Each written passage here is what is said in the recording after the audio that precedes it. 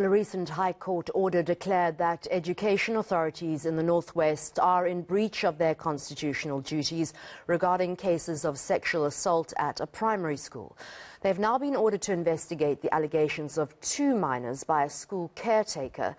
The allegations go all the way back to 2015, and nothing was done by the education officials until October last year, when Section 27 took them to court. Well, Zinat Suji is an attorney with the organization. She joins us now. Thank you so much, Zinat, for joining us. Why did it take so long for the Education Department to investigate these complaints? Thank you, Annika.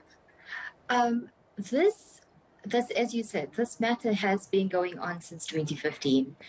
The parents at the time of the incident tried to communicate with the principal, the SGB, and received no redress. In 2018, they reached a point where, with no kind of support from the principal at all, they sought legal representation. When we got involved in 2018, and even though we've held various meetings, written various letters, there was just no responses from the Department of Education in the Northwest, or the principal or the SGB of the school. It was only until we instituted a court application that we got some kind of action taken. And we have no reasons as to why there's been no correspondence from them, but until we've instituted, that was the only time that we've received any kind of response. And it was only after the institution of the application that the school and SGB had decided to suspend the perpetrator.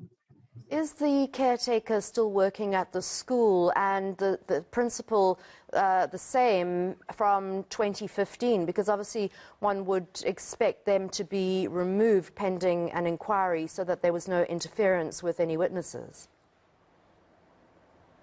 So they have suspended the perpetrator. The caretaker is no longer at the school, but there has been no further investigation into the finalization of the matter.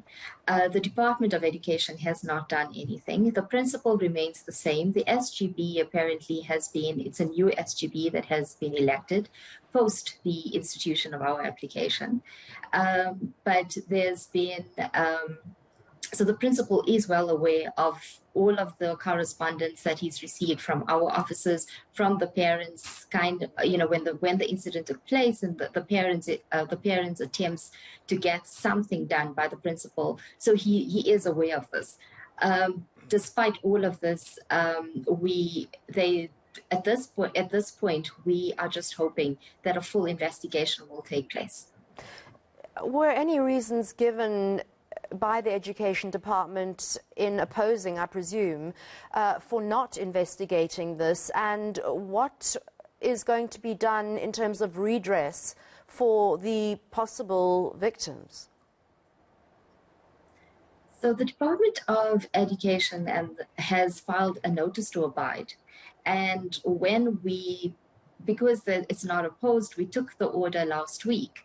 This means that we are going to have to monitor that a full investigation is done and to hold the alleged perpetrator to account.